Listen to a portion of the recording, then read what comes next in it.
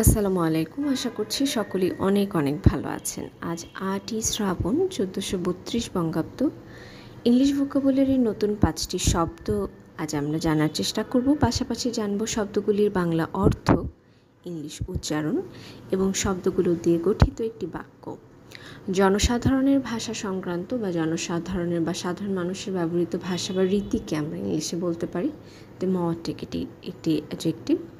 Spelling DEMOTIC ডেমোটিক। সংবাদপত্র, magazine বা online আর্টিকেলের শিরোনামের নিচে যে অংশে লেখকের নাম দেওয়া হয় তাকে আমরা ইংলিশে বলতে পারি বাইলাইন। এটি একটি নাউন। Spelling BYLINE। উল্লাস করে মদ্যপান করে আনন্দ উদযাপন করাকে আমরা ইংলিশে বলতে পারি ক্যারাউজ। এটি একটি ভার্ব। Spelling CAROUSE ক্যারাউজ। প্রহরীদের ঘেরা নিরাপত্তার বলয় অথবা বেষ্টনীকে আমরা ইংলিশে বলতে পারি কর্ডন। এটি একটি নাউন। Spelling CORDON cordon. এবং নরম গলায় গুনগুন করে গান গাওয়া বা আবেগ ভরা কোমল সুরে গান গাওয়াকে আমরা ইংলিশে বলতে পারি ক্রোন। এটি একটি verb.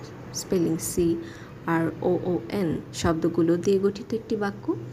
After the journalist with a byline in the local paper reported on the street festival, the crowd began to carouse joyfully.